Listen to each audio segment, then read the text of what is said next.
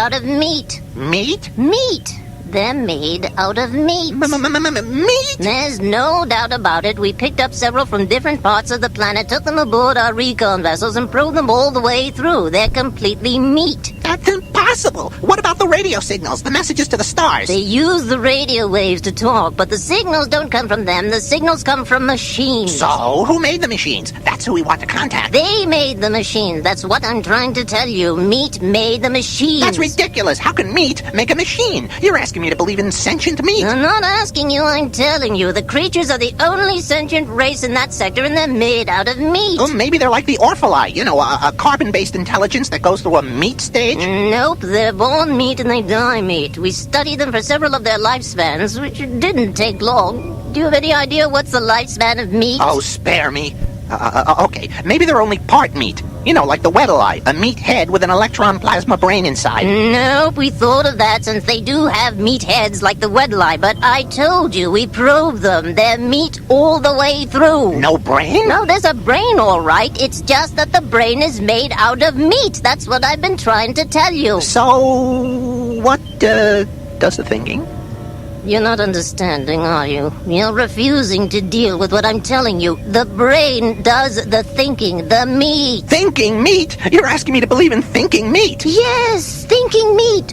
Conscious meat. Loving meat. Dreaming meat. The meat is the whole deal. Are you beginning to get the picture, or do I have to start all over? Oh my God, you're serious then? They're made out of meat? Thank you, finally, yes. They are indeed made out of meat, and they've been trying to get in touch with us for almost 100 of their years. Oh my God, so what does this meat have in mind? Well, first it wants to talk to us, then I imagine it wants to explore the universe, contact other sentiences, swap ideas and information, the usual. We're supposed to talk to meat. That's the idea. That's the message they're sending out by radio. Hello? Anybody out there? Anybody home? That sort of thing. They actually do talk then? They use words, ideas, concepts? Oh, yes, except they do it with meat. I thought you just told me they used radio. They do, but what do you think is on the radio? Meat sounds. You know how when you slap or flap meat, it makes a noise? They talk by flapping their meat at each other. They can even sing by squirting air through their meat. Oh, my God. Singing meat. This is altogether too much. So, what do you advise? Officially or unofficially? Both. Well, officially, we are required to contact, welcome, and log in any and all sentient races or multi-beings in this quadrant of the universe without prejudice, fear, or favor.